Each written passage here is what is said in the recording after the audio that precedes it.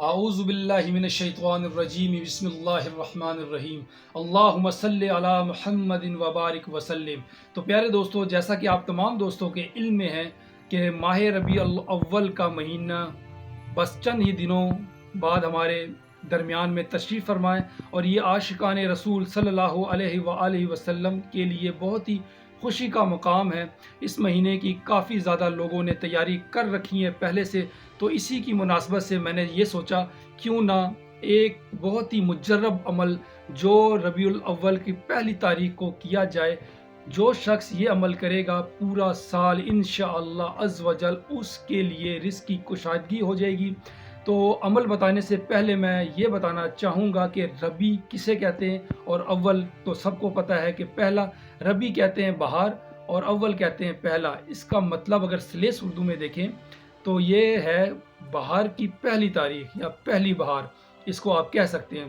تو نبی کریم صلی اللہ علیہ وآلہ وسلم جب اس دنیا میں تشریف فرما ہوئے تو اس دنیا میں گمراہی جہالت کا دورہ تھا۔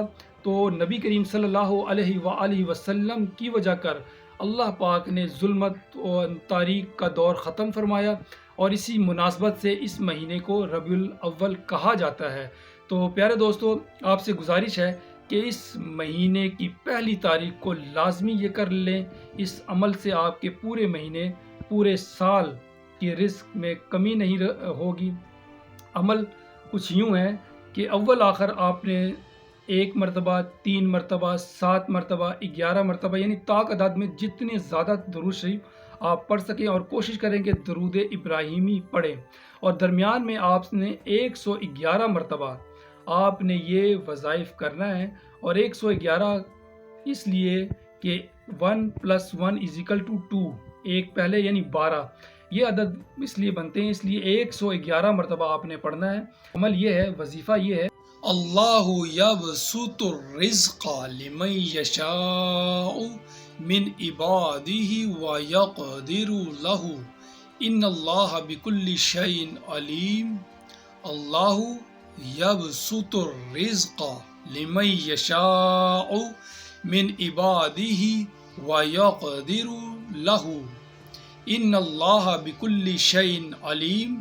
اور یہ جو میں نے آپ کو بتایا ہے 111 مرتبہ، وہ آپ نے ماہ ربیع الاول کی پہلی تاریخ کو ہی پڑھنا ہے۔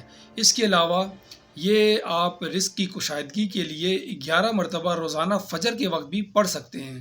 اور کوشش یہ کرنا ہے کہ آپ نے 1 تاریخ کو صبح فجر سے لے کر مغرب کی اذان سے پہلے یہ عمل کر لیں۔ اس کی وجہ یہ ہے کہ اسلام میں دن کی تاریخ کا چینج، مغرب کے بعد تاریخ چینج ہو جاتی ہے۔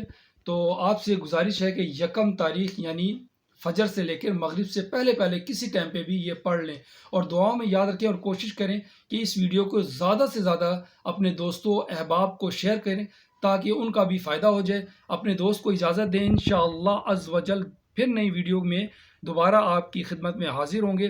اور مزید کوئی انفارمیشن لینی ہو تو آپ مجھے کمنٹس میں کر سکتے ہیں، اور کسی کے بھی اور معاملات ہو، استخارہ ہو، اور بھی کچھ معاملات ہو تو وہ آپ کر سکتے ہیں۔ اپنے دوست کو اجازت دیں۔ اللہ حافظ۔